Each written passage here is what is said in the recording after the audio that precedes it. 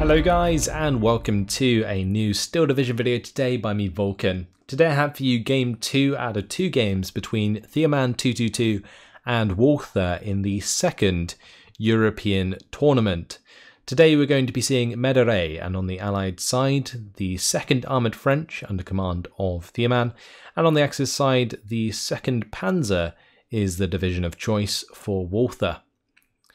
So the second European tournament, I obviously introduced it to you guys in the last video, but I just wanted to mention moving forwards that I'm not going to be covering every single game in this tournament because there are a lot of games in each round, and I think there's going to be about 120 games in total, maybe more, throughout the tournament, and it's basically just unfeasible for me to cover those on my own in a timely fashion. So I'm going to be taking what I think are the best matchups and the replays that look the most promising and then showing them to you guys. I never watch any of the replays beforehand, so my apologies if the quality does vary. I normally base it on either the length or the people playing.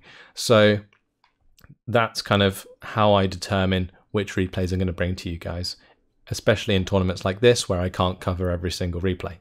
So I just wanted to get that out there. Either way, let's talk about the divisions and this map. I believe that the 2nd Panzer does have one up on the French. It's a division that has the Panzer IVs early. It has decent AT options. It's got Pak 40s in Phase A if Walther brings them.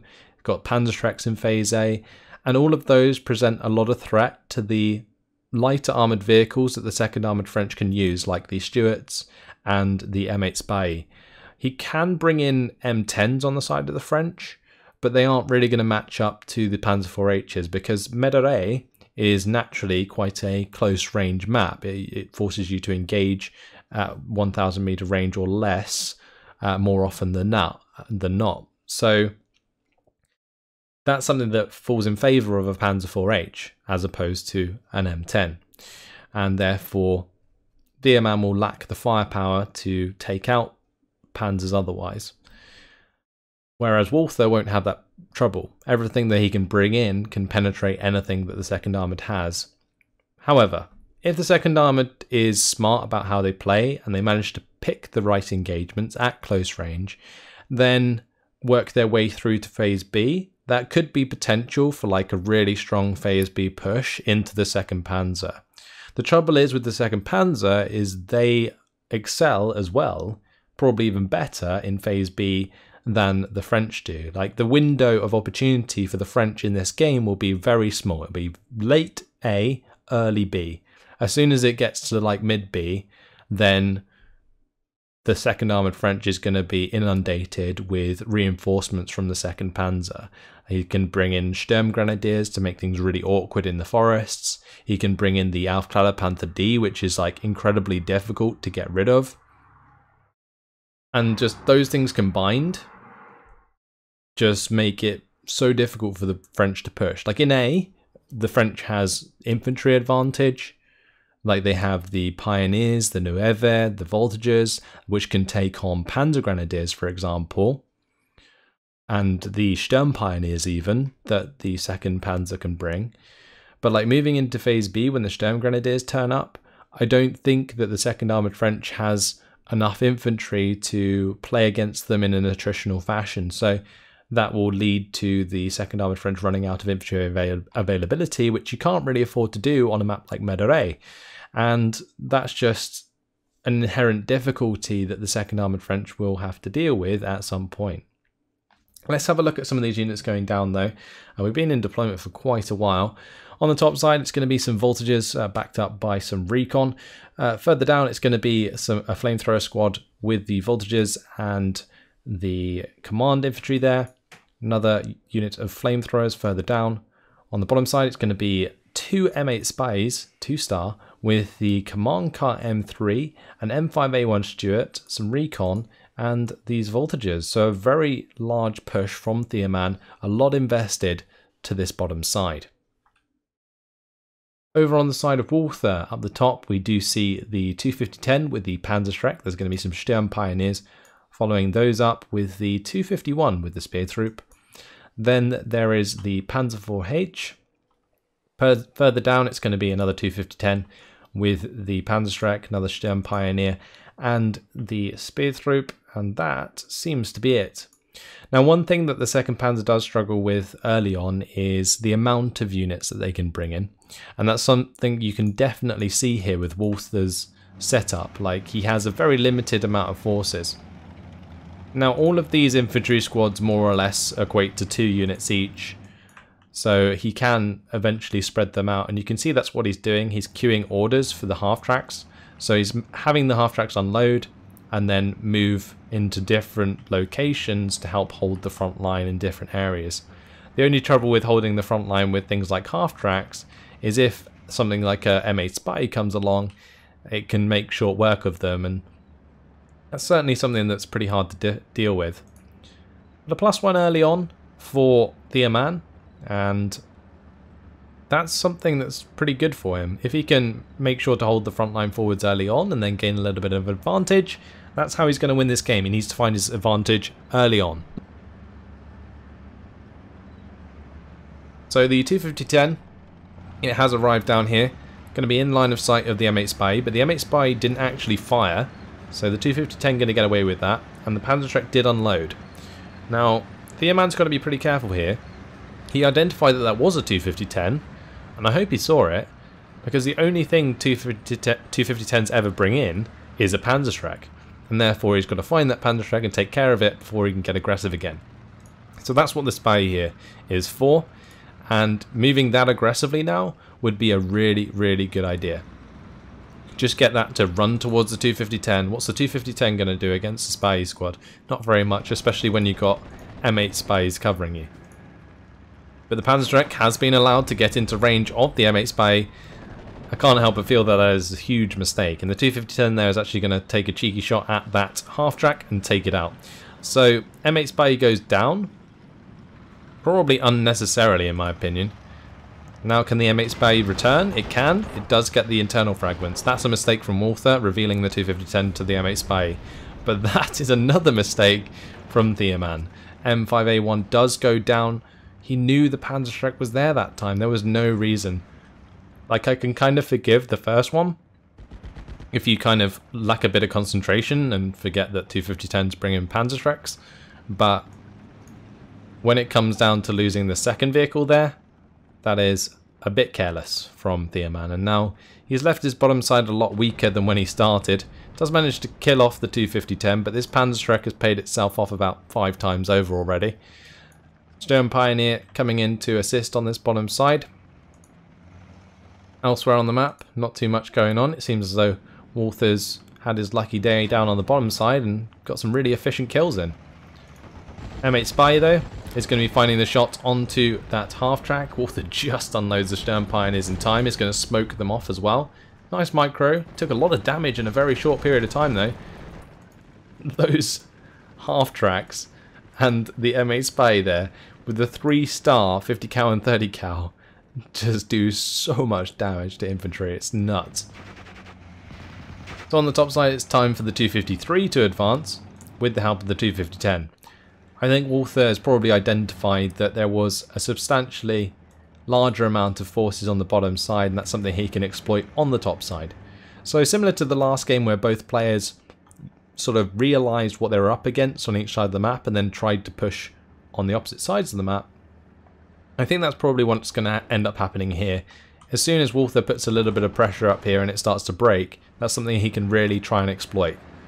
Now the Panzerschreck has gone down on this bottom side, so that's going to basically take away what was stopping the M8 Spies from pushing forwards. And without another Panzerschreck, there isn't much AT infantry that Theoman really has to worry about in Phase A. Panzer Grenadiers, for example, do not have Panzerfausts in the 2nd Panzer, not in Phase A at least. Neither do the Sturmpioneers, of course, they don't have any AT. And that's pretty much all of the infantry that you're going to be coming up against. But like I mentioned up here, the vehicles are breaking through.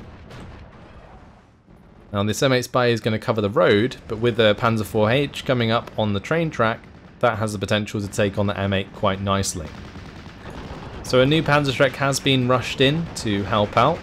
Sturm Pioneers should be able to pin and fend off these voltages. This Panzerschreck, it needs to stay alive. It cannot afford to be killed off by the spy, or even spotted by the spy at this point, because then these vehicles can just back off and that's not really going to be a problem. Does the Panzerschreck go down? That's the most important thing. No, it does not. The Sturm Pioneers actually kill the spy before they can get the job done, and now none of these vehicles can really push through here. However, it's a matter of, in this case, risk versus reward. If you're up against one Panzerschreck, what's one half-track to a Panzerschreck? It's nothing. So you could throw in a Panzerschreck here, or throw in a half-track, bait the Panzerschreck, and then just drive on through. And that's something that I would have liked to have seen from Theoman in that situation. M8 Spy on the top side. It's going to go down to the 250-10. It got panicked, and it couldn't go anywhere. And that's really bad news for Theoman up here, since it was one of 2 AP units that he had to stop these units advancing. And he has brought in an M10 up here, and I love the choice of this M10 to cover the top side, but Walther too fast on his micro here to get his half-tracks behind this tree line.